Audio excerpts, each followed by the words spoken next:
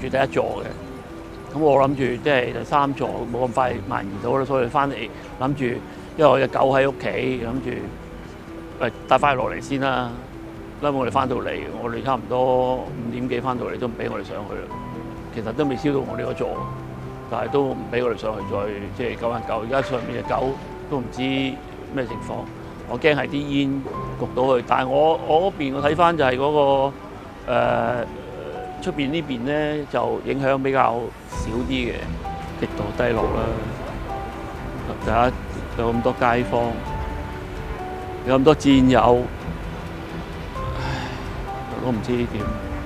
而家睇下，仲係間都燒到起冚冚，真係好啊！呢個都唔知點樣，希望政府幫下手啦。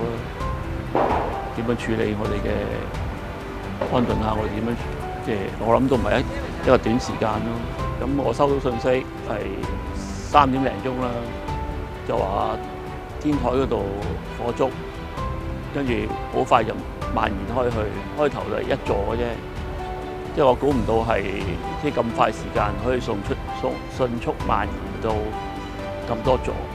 有啊，有個單位啲鄰居話仲未揾到佢太太，仲聯絡唔到。